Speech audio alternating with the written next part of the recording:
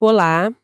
Hoje a gente vai mergulhar num universo que, para muitas famílias, é o centro de tudo, né? O cuidado e a educação das crianças bem pequenas. Uhum, A gente está falando daquele primeiro grande ambiente fora de casa, o tal do microsistema, onde os pequenos passam cada vez mais tempo. exato. Então a nossa análise hoje é para entender a fundo por que a demanda por creches explodiu, o que define um serviço de qualidade e, o mais importante, o que a gente já sabe que funciona para dar o melhor começo de vida possível para as crianças. E olha, é um tema urgente, porque ele não surgiu do nada, né? Ele é o reflexo direto de uma das maiores transformações sociais que a gente viu nas últimas décadas. Qual seria? O motor por trás dessa demanda gigantesca por cuidado infantil, principalmente para os bebês de 0 a 3 anos, é um aumento impressionante do número de mulheres no mercado de trabalho. Sei. Nos últimos 30 anos, isso mudou a cara do mundo, sabe? Com saltos enormes na América Latina, Caribe, Oriente Médio, Norte da África e, claro, nos países de alta renda. É uma nova configuração social mesmo. Exato. E essa mudança é tão grande que às vezes a gente não tem a dimensão. Por exemplo, se a gente pega os países da OCDE, que são, na maioria, ricos, Aham. mais da metade das mães com filhos de menos de 3 anos está trabalhando. Em alguns lugares, tipo Suécia, Dinamarca, esse número passa de 75%. É muita gente. É uma necessidade enorme, que simplesmente não existia com essa força há, sei lá, 1 ou 2 gerações. E o que é fascinante ou preocupante é o abismo que se abre quando a gente compara isso com países de baixa e média renda. Imagino que a diferença seja grande. É gritante. Dados de 31 desses países pintam um quadro totalmente diferente. Para a imensa maioria das mães que trabalham, a ideia de um cuidado infantil organizado, tipo uma creche, um centro de desenvolvimento, é quase uma miragem. O acesso é praticamente zero. E o que acontece com essas crianças, então? Como essas mães fazem? Elas se viram como podem. Muitas vezes acabam levando os filhos para o trabalho, o que nem sempre é seguro, né? Ou apropriado para o desenvolvimento da criança. Claro. Ou então elas dependem de uma rede familiar, avós, tias, vizinhas. Só que isso cria uma desigualdade brutal desde o berço. Já começa ali. Exato. Uma criança tem acesso a um ambiente pensado para ela, e a outra não. E a gente está falando de uma fase da vida em que cada estímulo conta. E é bom lembrar que cuidar de um bebê não é a mesma coisa que cuidar de uma criança de 5 anos, né? De jeito nenhum. Bebês e crianças de até 3 anos são. Eles são completamente dependentes, precisam de muito mais gente por perto, de atenção individualizada, de colo, de interação constante. Exatamente. Não é só um lugar para deixar a criança. Não mesmo. É o lugar onde o cérebro dela está se formando em velocidade máxima. Perfeito. E essa demanda por mais cuidado, mais atenção, torna um serviço de qualidade muito mais complexo e, claro, mais caro. O que nos leva direto para o próximo grande desafio. Que é? Se o acesso já é um problema, o que dizer da qualidade do que é oferecido? Isso me faz pensar, se já é tão difícil conseguir uma vaga, qual a chance de que os serviços que existem sejam realmente bons? A gente acaba se contentando com qualquer coisa. É a pergunta de $1 milhão. E para respondê-la, os pesquisadores costumam dividir a qualidade em 2 caixinhas, para facilitar a análise. A primeira é o que a gente chama de qualidade estrutural. Ok, o que entra aí? Seria a parte mais visível, mais física da coisa. Exatamente. Pense nos insumos, naquilo que a gente pode regular e medir com a prancheta na mão. O lugar é seguro, tem água potável, a comida é nutritiva. A infraestrutura básica. Isso, mas também entra o tamanho dos grupos, a proporção de adultos por criança, que é crucial para os bebês, e a formação dos educadores. Eles têm um diploma? Fizeram algum curso específico? Entendi. É a infraestrutura humana e física. E qual seria a segunda caixinha? A segunda é a qualidade de processo. Essa é mais sutil, é a mágica que acontece no dia a dia. É sobre a qualidade das interações. Ah, o lado humano. O lado humano. O educador é carinhoso, ele responde quando a criança chora ou chama, ele sabe mediar um conflito entre os pequenos, as atividades propostas são interessantes, estimulam a curiosidade, ou as crianças ficam só sentadas passivamente. É o como as coisas acontecem, não apenas o quê. E o que os estudos dizem quando juntam essas duas análises? O resultado é bom? Bom, aqui vem o balde de água fria. A conclusão de inúmeros estudos em diferentes partes do mundo é que, na média, Tanto a qualidade estrutural quanto a de processo estão em níveis, assim, que vão do baixo ao inadequado. Espera aí. Então você está me dizendo que mesmo um país rico, com todos os recursos, também enfrenta esse problema de qualidade medíocre? Exatamente. Eu sempre imaginei que isso fosse uma questão puramente de falta de dinheiro. O que explica isso? É um problema surpreendentemente universal. E isso revela o status marginalizado que esse setor tem em quase todo lugar. Pensa comigo, os profissionais que cuidam de crianças pequenas estão entre os mais mal remunerados de toda a força de trabalho globalmente. Isso é algo que a gente ouve muito, mas quando você para pensar no nível de responsabilidade, É imenso. eles estão literalmente formando os cérebros da próxima Certo. geração. É uma desconexão bizarra entre importância e remuneração. Completamente bizarra. E isso tem consequências diretas na qualidade. A gente tem dados muito robustos na América Latina, por exemplo. Estudos no Equador, Peru, Bolívia mostram de forma consistente que a qualidade do cuidado para a faixa de 0 a 3 anos é inadequada. Nossa, A ironia trágica é que a gente está falhando com as crianças justamente no período mais sensível do desenvolvimento cerebral, quando o ambiente tem o maior impacto possível. é um cenário bem preocupante para os mais novinhos. Mas vamos avançar um pouco na idade. E a educação pré-primária, para a turma de 3 a 6 anos. Aqui a gente já ouve falar muito mais dos benefícios, certo? Parece que é um consenso maior. Sim, aqui o volume de pesquisas é gigantesco e muito claro. A curto prazo, uma pré-escola de qualidade tem efeitos positivos e consistentes na aprendizagem. Tipo o quê, por exemplo? As crianças saem de lá com mais vocabulário, com noções de matemática, mais preparadas para a alfabetização. A maioria dos estudos calcula que isso equivale a um ganho de 1/4 a meio ano de aprendizagem a mais, se comparado com quem não frequentou. E a longo prazo? Esses ganhos se sustentam? É aí que fica realmente impressionante. Estudos que seguiram pessoas por décadas nos Estados Unidos mostram que adultos que frequentaram uma pré-escola de alta qualidade lá atrás têm mais chance de terminar o ensino médio, ganham salários maiores Uau! e até se envolvem menos com a criminalidade. É um efeito que ecoa pela vida inteira. Isso é transformador. Existe alguma forma de medir esse impacto em termos econômicos? Existe. E o número é de cair o queixo. Um cálculo feito pelo Conselho de Assessores Econômicos da Casa Branca estimou que para cada $1 investido em educação pré-escolar de alta qualidade, a sociedade tem um retorno de $8. 8 para 1. Isso é um retorno que nenhum investidor de Wall Street sonha em ter de forma consistente. É absurdo. Então, por que não estamos investindo massivamente nisso em todo lugar? Ah, sempre tem um mas, né?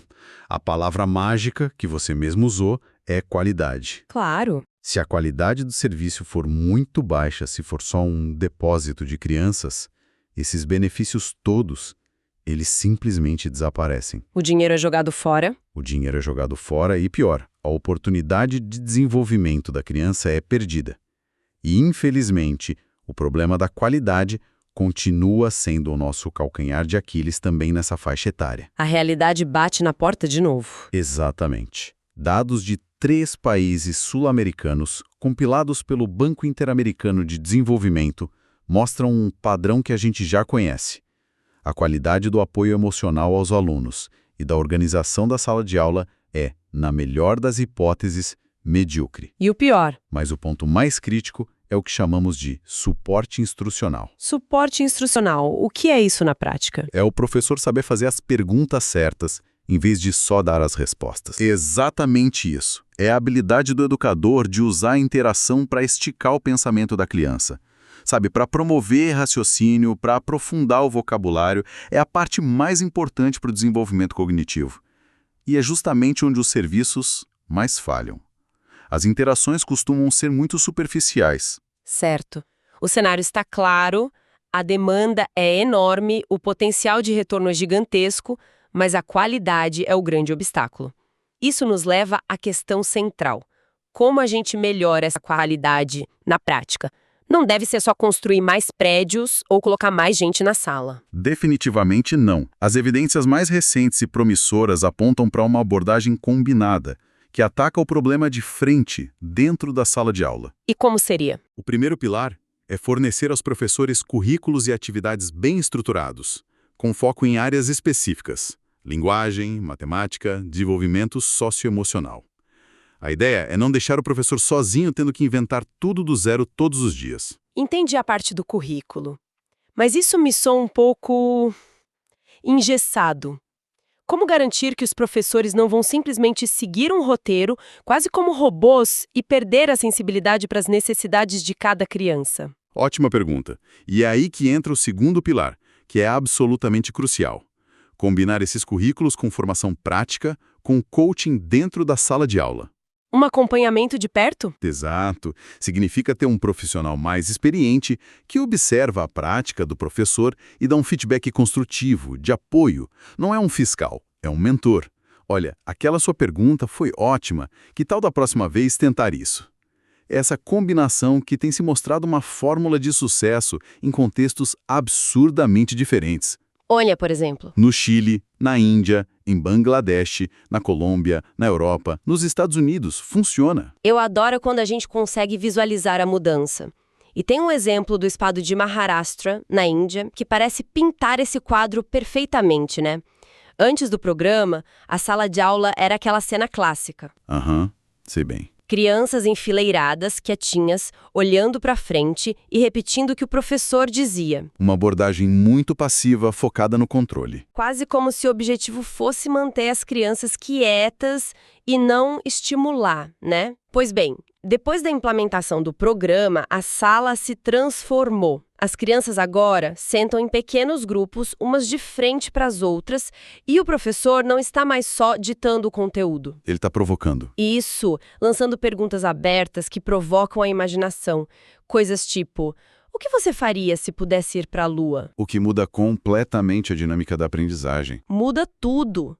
Você sai de um modelo de depósito de informação para um de ignição de ideias. Imagina a energia diferente nessa sala. O resultado, claro, foi que as crianças ficaram mais falantes, mais engajadas, elas passaram a fazer mais perguntas, a ter conversas mais longas e complexas, e são essas conversas ricas que constroem o raciocínio e a linguagem. Para que esse tipo de transformação aconteça em larga escala, ela precisa ser amparada por políticas públicas consistentes. O coaching e o currículo são a ponta do iceberg. O que precisa ter por baixo? Por baixo é preciso ter uma estrutura sólida. Primeiro, padrões de qualidade nacionais claros. O país precisa dizer: isto é o que consideramos uma pré-escola de qualidade. Definir o que é bom para todo mundo, ter uma régua comum. Exato.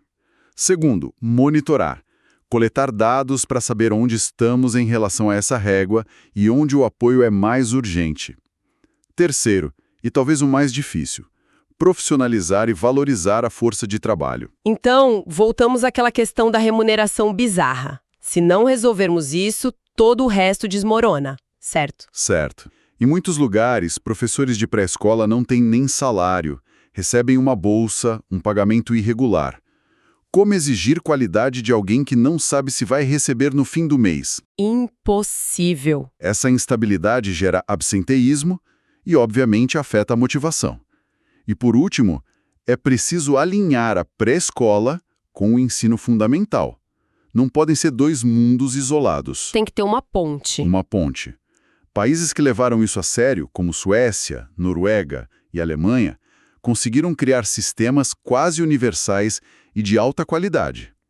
Eles nos mostram que não é um sonho impossível. Ok. Vamos amarrar as ideias principais do nosso papo. A gente viu que a necessidade de cuidado para crianças de 0 a 3 anos explodiu, principalmente porque as mães entraram com tudo no mercado de trabalho. Vimos também que a pré-escola, dos 3 aos 6, tem um poder de transformação imenso, com aquele retorno de $8 para cada um investido. E vimos que o grande porém dessa história toda é a qualidade. A falta de acesso é um problema, mas a baixa qualidade dos serviços existentes, tanto para os bebês quanto para os maiores, é um desafio global gigantesco. Que afeta países pobres e ricos. Exato. Mas a boa notícia é que não ficamos só no diagnóstico. As evidências apontam para soluções claras que funcionam.